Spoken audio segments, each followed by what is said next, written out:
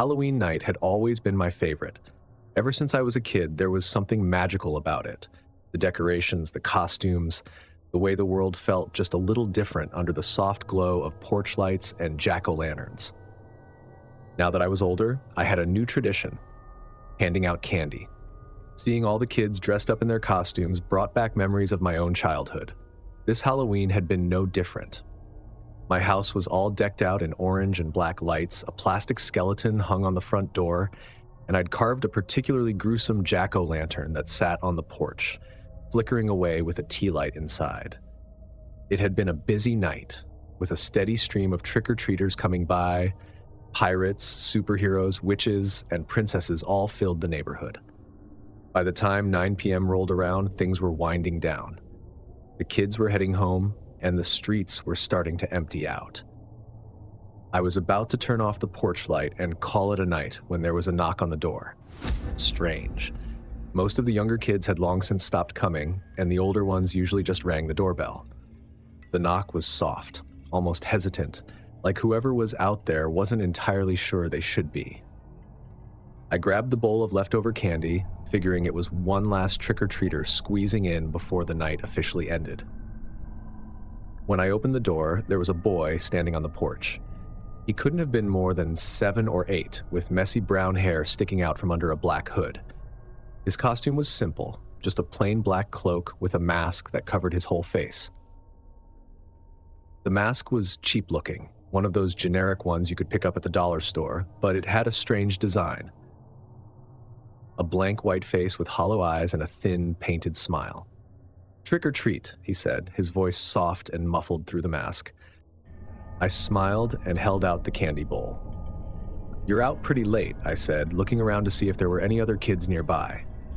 The street was empty, though. No parents waiting by the sidewalk. No groups of kids walking up and down the block. Just the boy standing alone on my porch. "Go ahead, take a few," I said, gesturing to the bowl. He reached out a small, gloved hand and grabbed a couple of pieces. I waited for him to say thank you or maybe turn and run off like the rest of the kids had done, but he just stood there, staring up at me through the mask. Something about it felt off, but I couldn't quite put my finger on why. Maybe it was the way he was standing, staring at me, or the fact that I couldn't see his eyes behind the mask. Or maybe it was just the time. He was the last trick-or-treater of the night, and something about that always felt a little eerie. "Do you need help getting home?" I asked, trying to shake off the unease. "Your parents around?" The boy didn't answer. He just stood there for a moment longer, then slowly turned and walked down the steps, disappearing into the darkness at the end of the street. I closed the door, shaking my head. Probably just a shy kid, I thought. I went back inside, set the candy bowl down on the table, and turned off the porch light. The house was quiet now, and I was ready to relax, maybe watch a scary movie before bed. But as I settled onto the couch, there was another knock on the door. That was weird. The porch light was off, and it was well past the time for trick-or-treaters. Maybe it was a neighbor or someone who had forgotten something. I got up and headed back to the door, thinking I'd see that same boy standing there again. But when I opened it, the porch was empty. The street was silent. I stepped outside, looking around. Nothing. No kids, no cars, no parents waiting by the curb. Just the wind rustling through the trees and the distant hum of traffic from the main road. I closed the door, locking it this time, and tried to brush off the weirdness. I was about to head back to the couch when I noticed something. The candy bowl on the table, it was empty. I was sure I had some candy left when I put the bowl down, but now it was completely empty, not a single piece left. Had I really given out that much? I couldn't remember. Another knock, louder this time. I froze, staring at the door. There was no way it was another trick-or-treater. Not this late, not with the porch light off. I moved slowly, creeping toward the door, trying to be as quiet as possible. I pressed my ear against the wood, listening. Nothing. No voices, no shuffling footsteps, just silence. I waited, heart thudding in my chest, wondering if I should just ignore it. But then, the knock came again. "Hello?" I called out, my voice a little shaky. "Is someone there?" No answer. I stood there for a few moments, then reached for the doorknob, slowly turning it. I opened the door just a crack, peering out through the gap. There, standing at the edge of the porch, was the boy in the black cloak. My stomach tightened. He was just there, standing in the exact same spot as before. His mask, with its hollow eyes and thin smile, seemed to glow faintly in the dim light from the street lamp. "Hey, buddy," I said, forcing a smile. "It's late. Do you need help getting home?" Again, he didn't answer. He just stood there, staring at me through the mask. I couldn't see his eyes, couldn't tell what he was thinking or feeling. For a moment, I considered calling the police, just to make sure he was okay, but something made me hesitate. "Do you want more candy?" I asked, trying to lighten the mood. He didn't respond. Instead, he tilted his head slightly, like he was considering something, and then he took a step closer. I backed up instinctively. "Okay," I said, my voice shaky. "I think you should go home now." The boy took another step and then another, moving slowly toward the door. I slammed it shut, locking it with trembling hands. My heart was racing now, and I didn't know why. It was just a kid, I told myself, just a weird, quiet kid. But something about him, something about the way he moved, the way he watched me, felt wrong. I stood there for a few moments, listening, waiting for the sound of him walking away. But there was nothing. No footsteps, just silence. I peeked through the window, but the porch was empty. The boy was gone. I let out a breath I hadn't realized I'd been holding and tried to shake off the lingering unease. That's when I noticed something odd. The candy bowl, the one I'd placed on the table inside, was now sitting on the porch, right where the boy had been standing. It was empty, just like before. I frowned, trying to figure out how it had gotten outside. Had I left the door unlocked? I opened the door, grabbed the bowl, and quickly shut it again. Something wasn't sitting right with me. I looked through the front window, scanning the street, but the boy had disappeared. No sign of him anywhere. I was about to shrug it off as a weird prank when I heard something else. A faint noise, not from the front, but from the back of the house. It was the back door. A quiet, barely noticeable creak. My stomach flipped. The kid out front, he wasn't the real problem. He had been distracting me. I tiptoed toward the kitchen, every muscle tense. The closer I got, the clearer it became someone was fiddling with the back door. I reached the kitchen just as the knob turned slightly. My pulse spiked. I grabbed the nearest thing, a heavy candle holder from the counter, and waited, gripping it tightly. The door inched open, just an inch, and I caught the faint outline of a hand wrapped around the edge of the door. Without thinking, I slammed the candle holder into the door, forcing it shut with a loud bang. There was a dull thud, followed by hurried footsteps. They weren't expecting that. I ran to the back window and saw two figures sprinting away into the dark, one larger and the other about the size of the boy from earlier. My heart pounded with adrenaline, anger quickly replacing my fear. The kid had been keeping me distracted while his accomplices tried to break in. I locked the back door and raced through the house, checking every window, making sure everything was secure. I grabbed my phone and dialed the police. This wasn't some Halloween prank, it was a setup. The knocking, the kid, it had all been part of the plan to get me to the front of the house while someone else slipped in the back. When the officers arrived, I told them everything, but by the time they got there, the figures were long gone. They took my statement and said they'd patrol the area, but I knew those people weren't coming back tonight. After the cops left, I sat in the living room. My mind was full of questions. How long had they been watching the house? And what would have happened if I hadn't noticed the back door in time? I didn't sleep at all that night.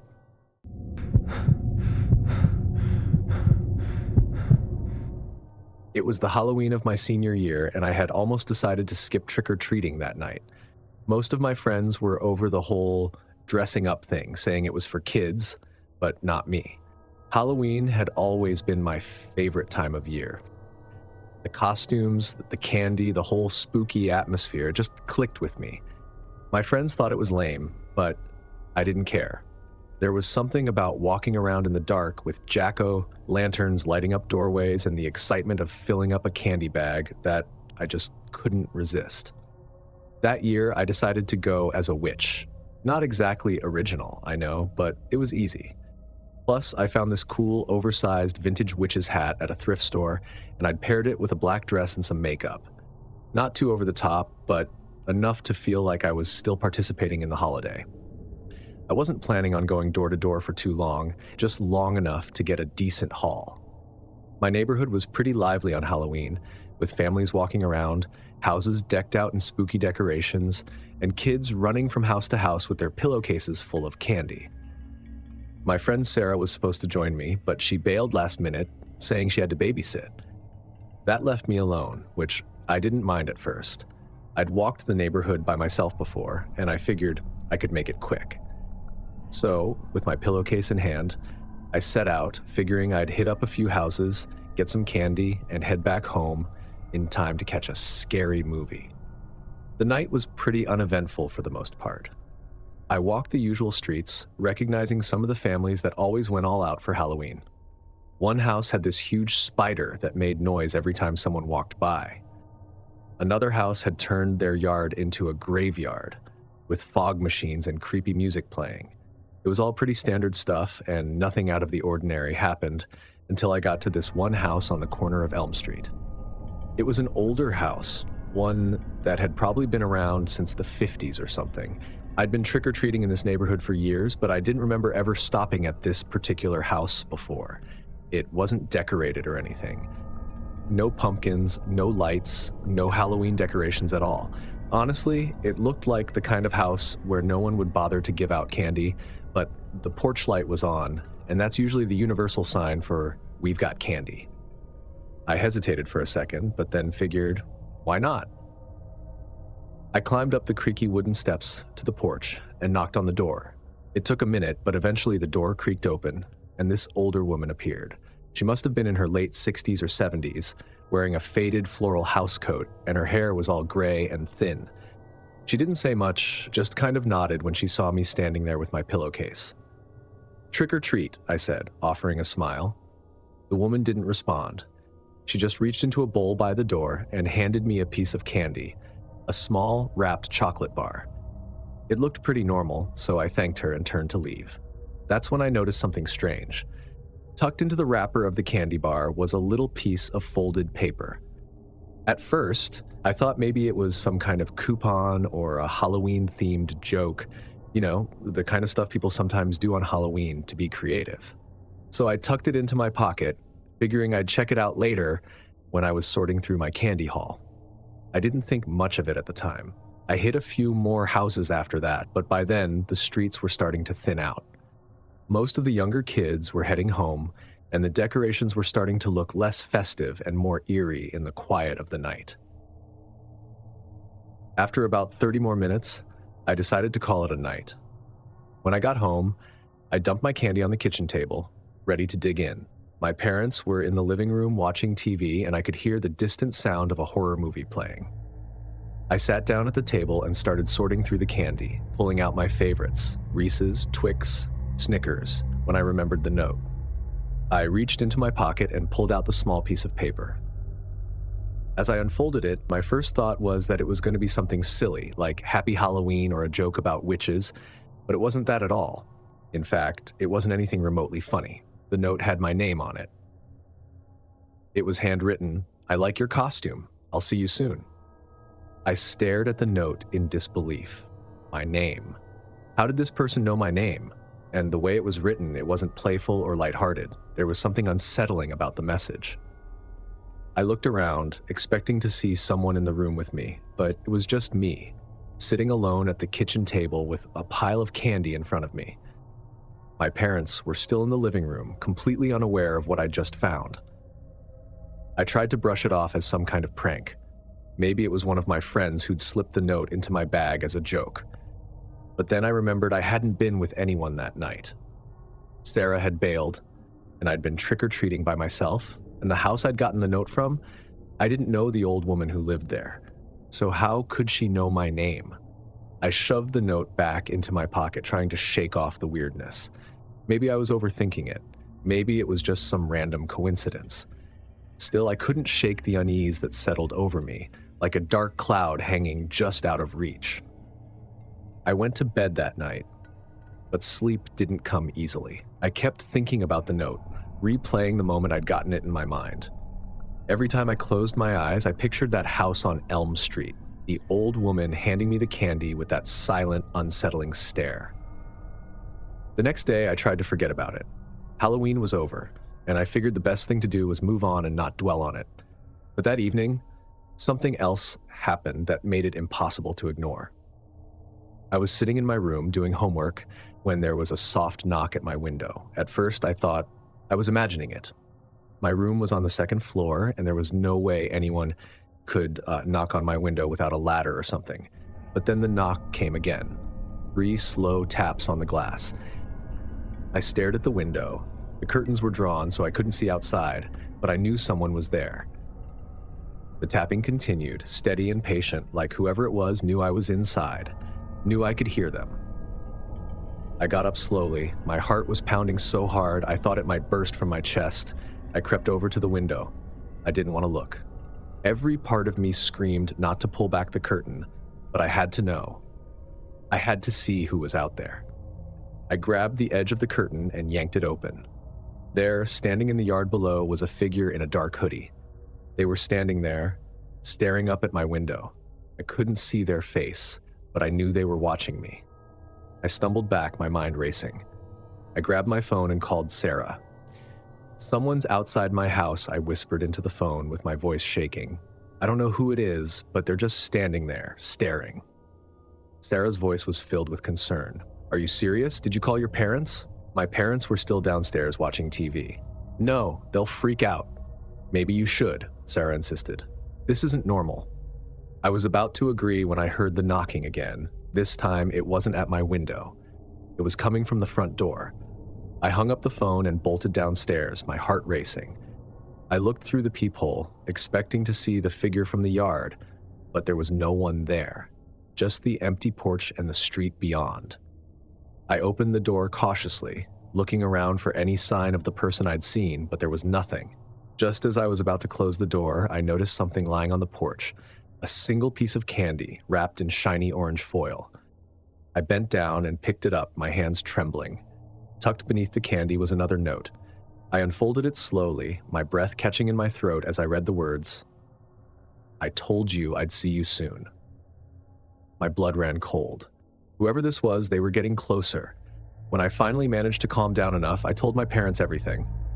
I described the house where I found the first note, the man standing in the yard, and the final note left by the door. At first, they looked confused, maybe thinking it was just some elaborate Halloween prank, but when I showed them the notes, they freaked out. My dad paced around the living room, looking at the front door as if expecting someone to knock at any second. My mom immediately picked up the phone and called the cops. She kept her voice low but urgent, and I could hear her trying to explain the situation. The police arrived not long after, taking the notes and listening to my story with a seriousness that made everything feel even more real. They checked around the yard, looked for any signs of someone lurking, but found nothing. They said they'd patrol the neighborhood for a few days, just to be sure, but that didn't make me feel any safer. And what terrified me the most was that even the police didn't find anything.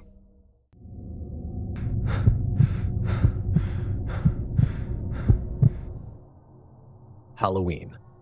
The one night of the year where anything spooky feels normal. I had never really been into it, probably because I wasn't the type to dress up and go door to door collecting candy. But this year, things were different. My parents were out for some fancy Halloween event downtown, and since I was the responsible one, I had to take Dylan, my 8-year-old brother, trick-or-treating. He was beyond excited, running around the house in his pirate costume, waving a plastic sword like he was ready to take over the world. I, on the other hand, wasn't exactly thrilled. 17-year-olds don't typically enjoy walking around the neighborhood with a hyper little kid while everyone else is at parties. But someone had to do it, and since it was just one night, I told myself I'd survive. After all, Halloween in our neighborhood was a big deal. Almost every house was decorated, and kids were all over the place, giggling and screaming in the good-natured way that only Halloween could bring out. "Come on, let's go," Dylan whined, already halfway out the door. His small hands clutched his candy bag like it was his treasure chest. All right, hold on." I grabbed my jacket, tucked my phone into my pocket, and followed him out into the cool October air. The sun was setting, but I knew that soon it would be dark.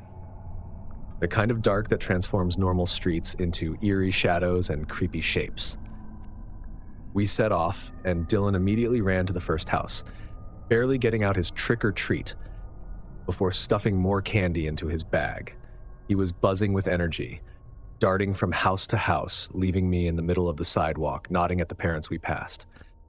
It wasn't long before the neighborhood started to get crowded with kids of all ages. Parents trailed behind in clusters, chatting, while teens wandered in groups, some wearing costumes, others just laughing and goofing off. Everything seemed normal, until it didn't. It started at one of the houses near the end of our street. We were halfway through the night, and Dylan was running up to yet another door when I noticed something, or rather, someone, standing near the curb across the street. I almost missed him at first because he was so still.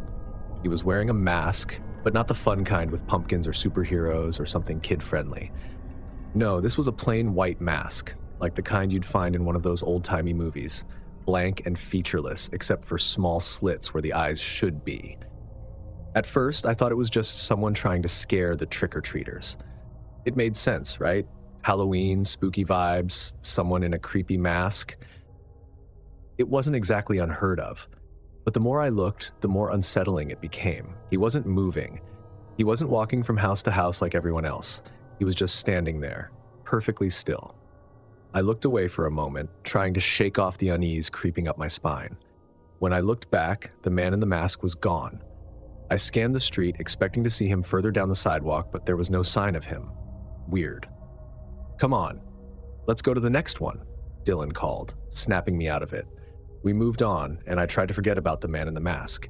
It was just Halloween, right? People do weird stuff to scare others. It's part of the fun. The next time I saw him, we were on a different block. Dylan had just finished ringing the doorbell at a house with a giant inflatable spider on the lawn when I looked down the street, and there he was, the man in the mask. This time, he was standing at the end of someone's driveway, partially hidden behind a bush. I wasn't imagining it. He was watching us. "Hey, Dylan, let's head back, all right?" I suggested, trying to keep my voice calm. I didn't want to freak him out. He was too busy comparing his candy with the other kids at the door to notice, but I couldn't stop myself from looking back. The man hadn't moved. He was just standing there, still as a statue.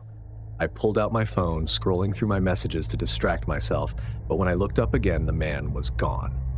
I don't know why, but my stomach twisted into knots. I hurried Dylan along to the next house, trying to get back into the routine of Halloween fun. But no matter how hard I tried to ignore it, I couldn't shake the feeling that something wasn't right. We kept moving, and after a while, I started to relax. Maybe the guy was just some prankster trying to scare people. I mean, it was Halloween, after all. People were supposed to do weird, creepy things. That's what the holiday was about. But then, as we made our way toward the edge of the neighborhood, things got eerier.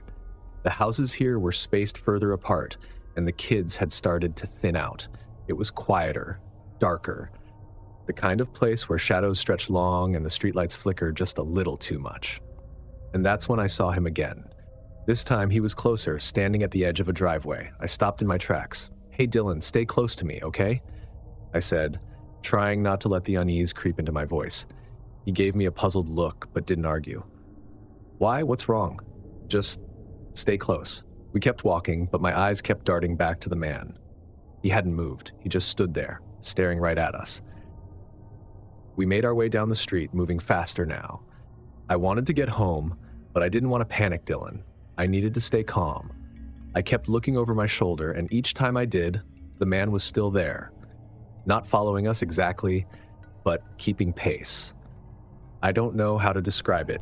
He wasn't chasing us, but he wasn't just standing still either. It was like he knew exactly where we were going and was making sure he didn't fall too far behind. We finally reached our street, and I felt relieved when I saw our house just a few doors down. I picked up the pace, practically dragging Dylan along with me. I looked back one more time, and there he was, closer than before. He had crossed the street and was now walking directly toward us. "Run, Dylan," I said. We bolted toward our house. The footsteps behind us quickened, and I knew the man was following us. My heart raced as I fumbled with the keys, trying to unlock the door. "Come on." I muttered under my breath, my fingers trembling. Finally, I managed to open the door and we both rushed inside. I slammed it shut and locked it. When I peered through the window, the man was standing at the end of our driveway now, still, watching the house. I pulled the blinds closed and stepped back, trying to calm my racing thoughts. Dylan, thankfully, hadn't fully grasped what had just happened. He was too busy sorting through his candy, oblivious to the figure outside. I stayed near the window for the next hour, peeking through the blinds every few minutes. But eventually, when I checked again, he was gone. I didn't see him again after that night.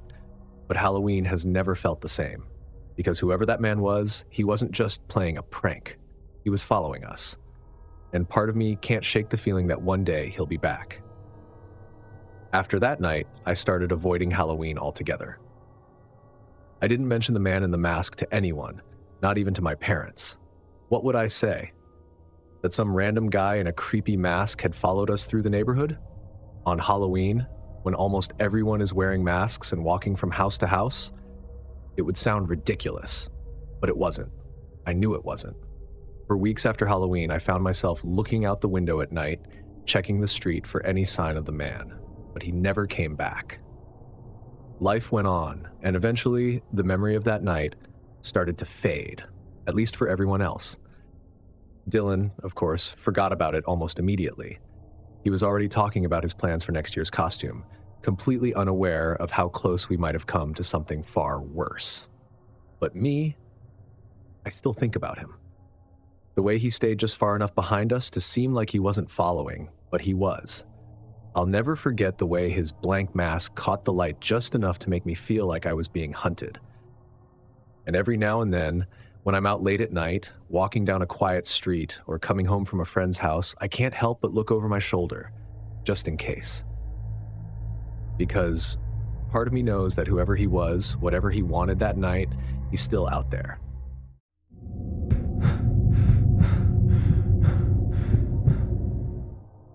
I was 11 years old, the Halloween night it happened, and I remember being so excited about going trick-or-treating with my best friends, David and Owen.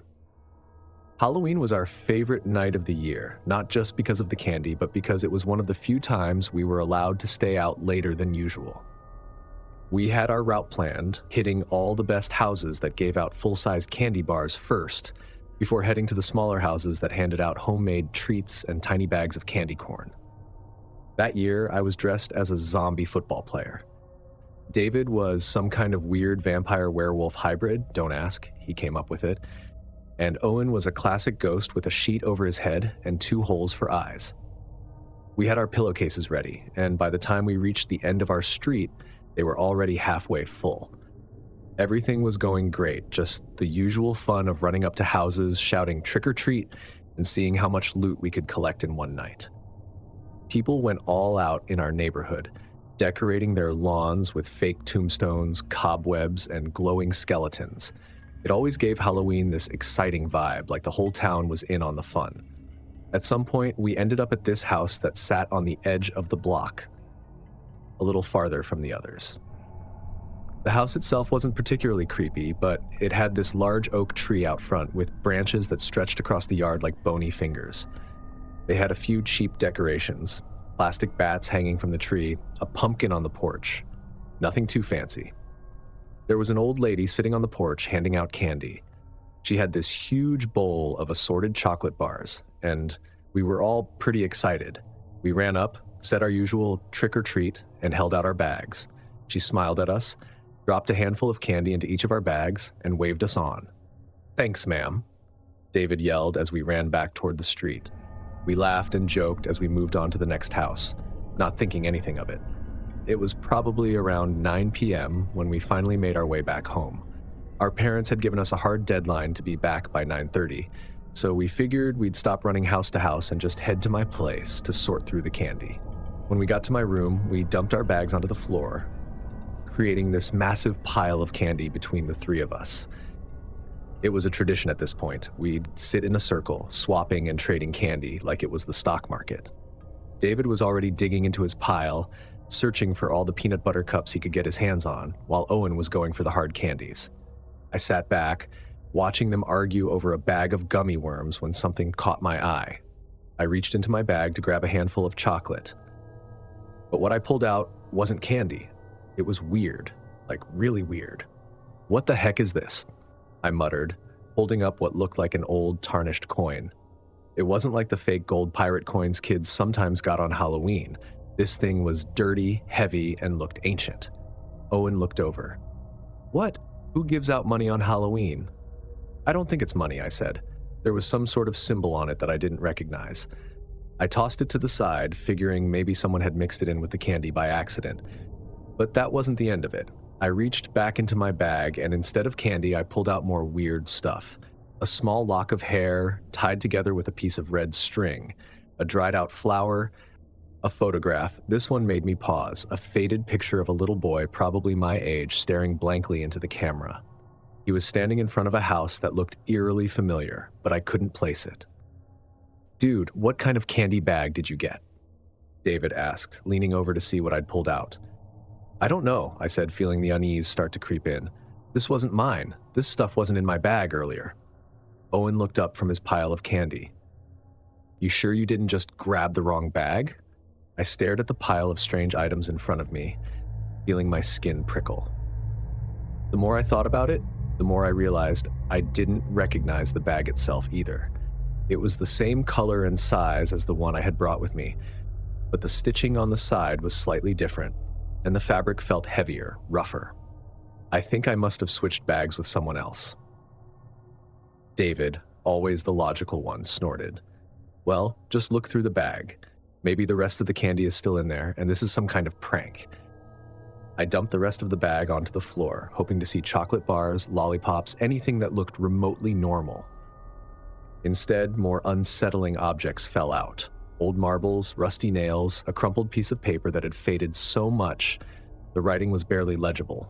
I picked up the paper, trying to make out the words, but all I could see were faint scratches, as if someone had written it in a hurry and then tried to erase it.